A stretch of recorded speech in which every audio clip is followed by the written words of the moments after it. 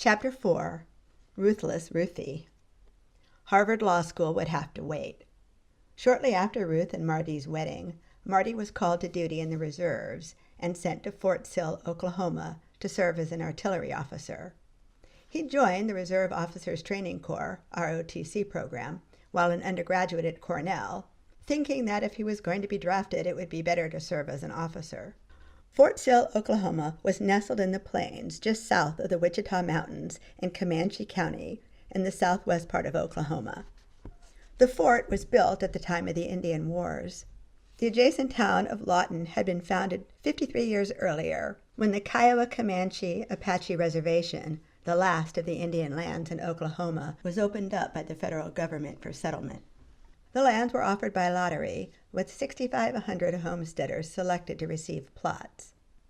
By the time the Ginsburgs arrived, the town had a population of about 35,000 and boasted a newly built high school and hospital. The first day Marty reported for duty, his training officer asked him how much artillery experience he had. "I will level with you," Marty said. "The first artillery piece I have seen in my life is the one I see through your window on the back of that Jeep."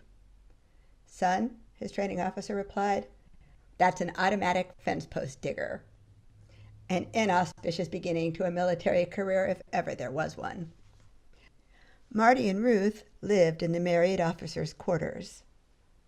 Later, Marty said that the 2 years they spent in Fort Sill were a gift and a blessing.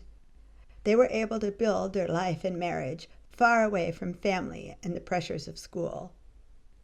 Marty quipped that, compared to the pressures of law school and their later careers, his job in Oklahoma required him to focus approximately 4 hours each week, which gave him plenty of time to devote to his marriage. It didn't take long for Marty to discover an area, in addition to driving a car, in which Ruth fell short of her usual standards of perfection. She was a terrible cook. In fact, her cooking became a running joke throughout the marriage. One memorable evening early in their marriage, she placed a lumpy mass of food on the table, and her new husband, perhaps unwisely, asked, "What is it?" She replied, "It's tuna fish casserole." Later, he said that the casserole was about as close to inedible as a freshly prepared meal could be. Ruth freely admitted that she had no interest in the kitchen. Eventually, she mastered 7 meals, all of which came from a cookbook called The 60-Minute Chef, meaning that nothing in the book took longer than 60 minutes from the start of preparation to the table. She favored frozen vegetables and grilling meat after defrosting it. One of Ruth's cousins, Richard, evidently well aware of Ruth's talents, or in this case, lack thereof, and apparently taking pity on Marty, had given the newlyweds as a gift the Escoffier cookbook, a guide to the fine art of cooking. The day after being presented with the memorable tuna casserole, Marty opened the cookbook and began learning. The former chemistry major discovered his talent for cooking. "Hell," he told a friend, "it's just like chemistry." Later, he joked that he learned to cook as an act of self-defense. Ruth's first job in Oklahoma was as a clerk typist at the Engineer Supply Office in Fort Sill. Next, she took the civil service exam and scored well enough to land a high-level position with the Social Security Administration office in nearby Lawton. Ruth was not afraid to bend the rules where necessary in the interests of justice. She disapproved of her boss's policy of refusing Native Americans applying for pensions because they didn't have birth certificates to prove their ages, even though they were clearly old enough. Native Americans born more than 60 years earlier were never issued birth certificates. Ruth felt her boss was abusing his powers. She quietly rebelled, approving the pensions of elderly Native Americans based on nothing more than fishing licenses. In January, Ruth learned that she was pregnant. She made the mistake of revealing this information at work. She'd been scheduled to travel to a training session, but her supervisor said that, because of her pregnancy, she could not travel. Therefore, she could not remain at her current level. She was demoted 3 pay levels. Another colleague, who was also pregnant, kept her pregnancy a secret as long as she could. The other woman was not demoted and traveled to the training seminar. This irked Ruth, but the idea of challenging the unequal treatment of women in court did not occur to her. That was the way things were, so she accepted it. Anger was not an emotion in which the carefully controlled Ruth indulged. When the time came for the baby to be born, Marty and Ruth decided that they preferred a hospital they were familiar with instead of the hospital provided by the Army. Ruth, therefore, returned to New York to stay with Marty's parents and have her baby there. Jane Carroll Ginsburg was born on Long Island on July 21st, 1955. Ruth always put beautiful music on the Victrola while feeding Jane because she wanted Jane to associate food with beautiful music. Marty read up on child development and learned that the first year of a baby's life was when the child's personality and deepest attachments were formed. He made the decision to spend a lot of time with his infant daughter, and he followed through, something not typical of a man in 1955. The pattern of their marriage was now set. Responsibilities would be shared equally without regard for traditional gender roles.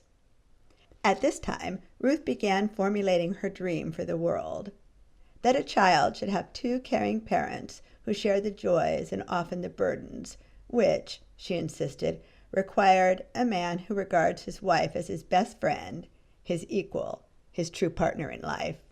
The Ginsburgs became, in effect, a 90s family in the 50s. Jane was 1 year old when Marty's compulsory time in the Army was over. 2 more years were optional. Marty had no interest in remaining in the reserves. Ruth had to reapply for admission to Harvard Law School. Once more, she was accepted. This time, though, Harvard withdrew her scholarship and instructed her to submit her father-in-law's financial statement. She and Marty decided not to make a fuss over it. As Marty said with a laugh, nobody could see anything wrong with it except us. Fortunately, Marty's parents were supportive enough of Ruth's desire to go to law school and generous enough that they were willing to pay her tuition at Harvard. In fact, her father-in-law said he would be happy to pay her tuition. He supported her emotionally as well as financially, telling her that going against gender expectations by becoming a lawyer, while the mother of a small child, would be difficult, but if she really wanted to do it, she should. Later, in an interview with Philip Galeen of the New York Times, Ruth said that she sympathized with Harvard's decision not to offer scholarship funds to a person with family money, but she doubted a man would have been required to submit his father-in-law's financial statement. Or his mother-in-law's statement, interjected Gloria Steinem, who was participating in the conversation. So, in 1956, the Ginsburgs moved out of the married officers' housing and headed to Cambridge, Massachusetts, where both Marty and Ruth enrolled at Harvard Law School. Marty entering his second year, Ruth beginning her first. They hired a grandmother-type nanny to stay with Jane during the days and arranged their schedules so that one of them would be home each day at 4 p.m., when it was time for the nanny to leave. There were 9 women in Ruth's entering class of about 500. Because the first woman had been admitted in 1950, women in Harvard Law School were still a genuine novelty. Dean Erwin Griswold hosted a dinner early in the term for all 9 of the women. After dinner, he brought the women into his living room and had each of them sit next to a distinguished professor who had been invited to be the woman's escort. What the dean did next deeply rattled Ruth. He asked each woman to tell their escorts what they were doing in law school, occupying a seat that could have been held by a man. Ruth was so shaken by the question that she knocked over an ashtray, which clattered to the floor. The answer she came up with was that her husband was in the second-year class, and it was important for a wife to understand her husband's work. She didn't add that he had a similar reason for being there, so he could understand her work. One woman present had the nerve to respond to the question with a question of her own that she intended to be tongue-in-cheek. With almost 500 Harvard men and 9 women, she asked, what better place to catch a man? Ruth didn't think the dean's question was intended to wound. She believed he was just trying to address the faculty who didn't believe women should be admitted and take the place from deserving men. So, as she understood the dean's motives, he wanted the women to tell their stories so that they could be reported to doubting members of the faculty. After her first day of classes, Ruth experienced a pang of self-doubt. In her class was Anthony Lewis, who later became a Pulitzer Prize-winning New York Times columnist and reporter. After Anthony Lewis performed brilliantly, she went home and told Marty, "If they're all that smart, I won't make it." But it was soon clear that Ruth took to law school. After the large lecture classes of her undergraduate years, where she had mostly been a passive learner, she loved the Socratic method used in law school classrooms, where professors asked questions instead of providing answers, and learning involved a constant dialogue. In her view, a person who had been educated in the Jewish traditions of Talmudic scholarship, as she had, was comfortable with the method of intellectual probing and answering questions with another question. The 9 women in the class were divided among 4 sections, which meant most of the women were in a lecture hall with only one other female classmate. This put a kind of pressure on the woman, because if a woman was called on, she worried that a wrong answer would reflect badly, not only on her, but on all women. So, the women were always on their toes, always well prepared. Later, a professor at Columbia remarked that he longed for the good old days when there were only a few women in his law classes, because if things were going slowly and he wanted a crisp answer, he could always call on a woman. Nowadays, he remarked, there's no difference. The women are as unprepared as the men. Other sections in the Harvard Law School held Ladies' Day, when only women were called on while they were ignored the rest of the year. But Ruth and the other woman in her section were spared that ordeal. Ruth's favorite class was civil procedure, taught by Benjamin Kaplan, the grand master of the Socratic method, which he used to keep his students alert. If a student gave a poorly thought-out answer, he would rephrase the answer for the benefit of the entire class. He stressed the importance of procedure to secure the just and speedy resolution of controversies. Ruth fell in love with the subject matter, so often considered dry, as she came to understand that procedure was the vehicle for fairness and justice, with rules that must be carefully neutral, precisely because they apply equally to your friends and your enemies. In the late 1950s, when Ruth was in law school, was the heyday of the legal process movement, when scholars like Columbia's Herbert Wechsler argued that neutrality and justice were achieved through procedure. Under this theory, judges and courts should never rule based on their own biases or preferences, but should dispassionately analyze the competing interests in a case and make judgments that were procedurally consistent. Early on in the semester, Marty predicted, and even bragged, that his wife would make law review, an honor he hadn't achieved. His classmates responded by questioning his judgment. No woman had yet made law review, and certainly nobody expected it of a tiny wisp of a woman like Ruth, who, according to one male classmate, didn't look particularly impressive. She wasn't likely to be taken for a scholar, at least according to the 1950s stereotyped view of scholars. She was so attractive that when a professor called on Mrs. Ginsburg, there was an audible and collective groan of male disappointment in the room. Along with the 9 women, there was one African-American student in Ruth's first-year class. While it didn't occur to Ruth that anything was particularly amiss in this lack of diversity, it was something everyone was accustomed to. She did wonder why the number of women had decreased rather than increased since 1950. She and a few of her female classmates posed this question to a member of the faculty, who assured them that, in selecting the applications, the law school gave weight to anything, quote, strange, unusual, singular about an applicant. Using that criteria, a bull fiddler gained a plus. So did a woman. Eventually, she concluded that the small number of women in law school in the 1950s was a result of self-selection, since so few opportunities in law were available to them. Being a woman at Harvard Law School in the late 1950s brought small annoyances.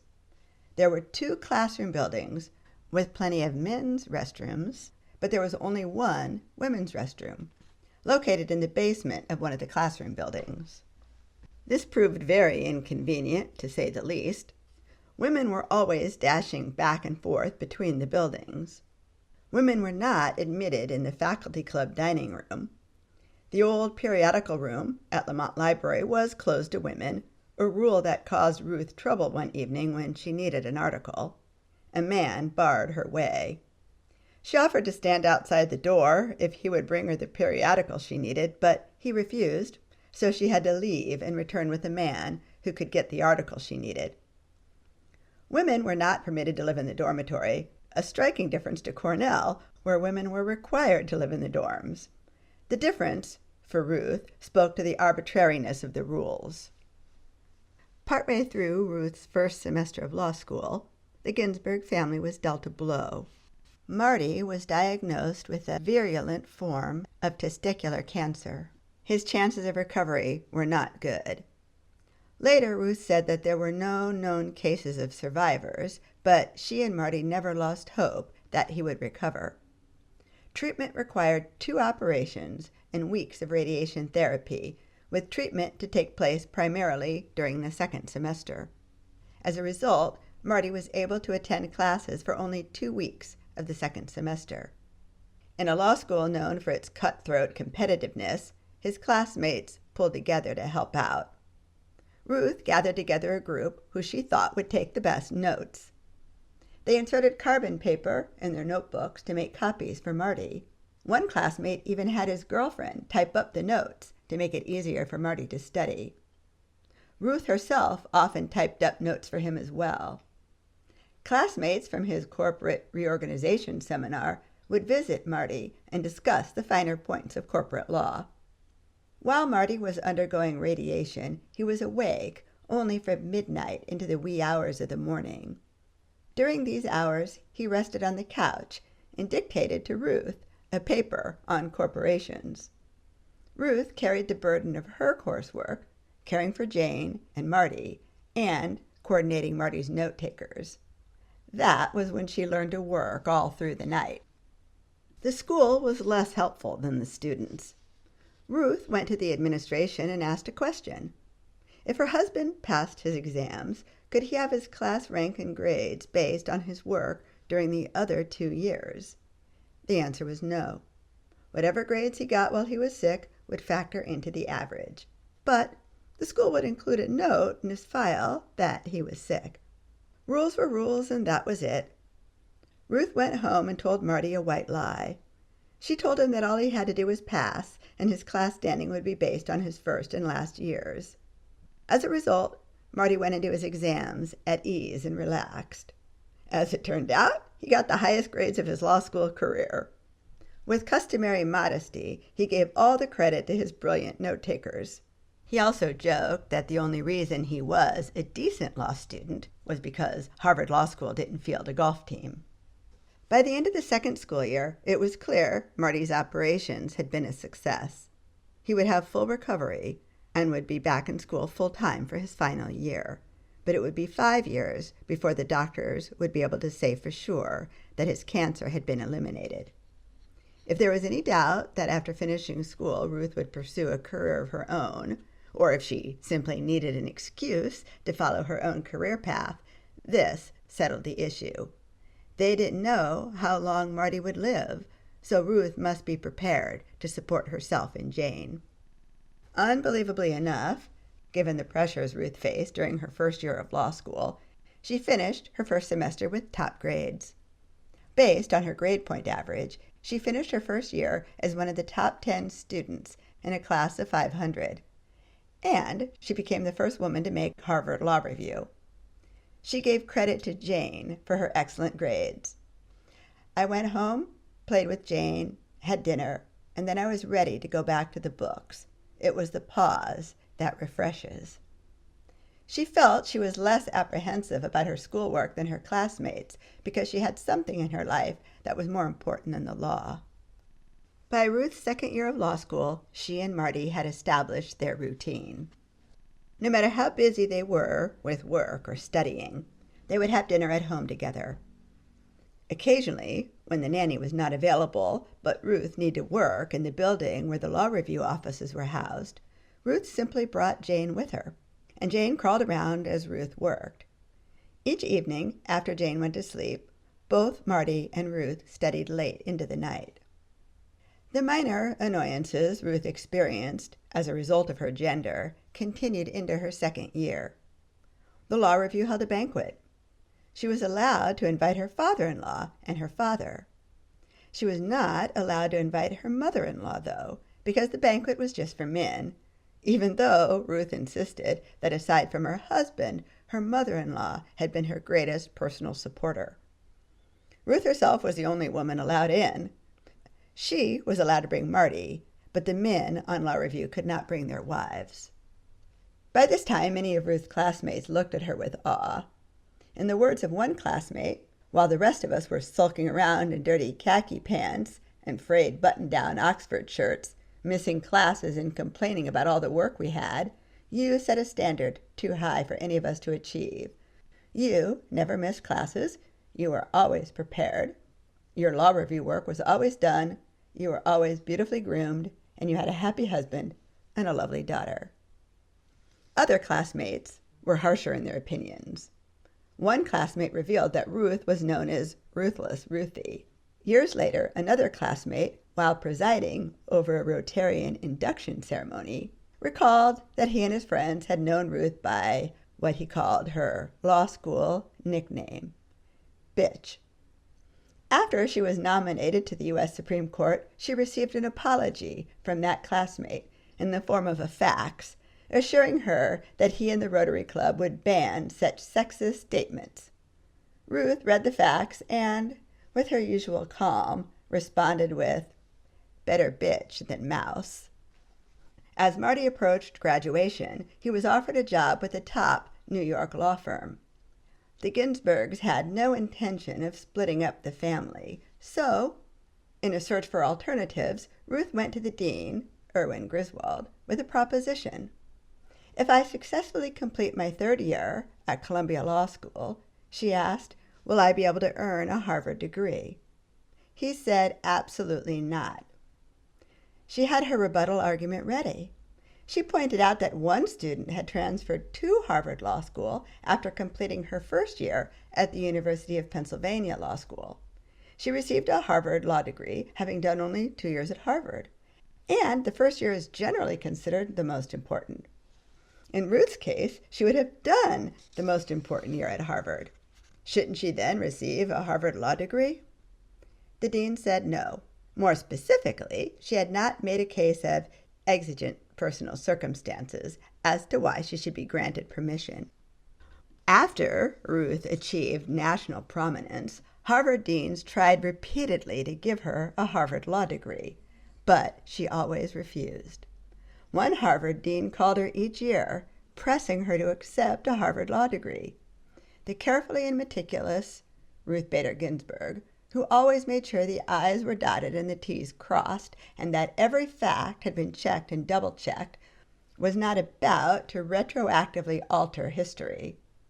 Once, in an exchange of letters through the campus newspaper with Marty, the spokesperson for Harvard even responded with humor, saying, just think what else she might have accomplished had she enjoyed the benefits of a Harvard degree. Marty responded with, it's a nice thing to have a degree from the Harvard Law School. On the rare occasion I run across it, I treasure every Latin word.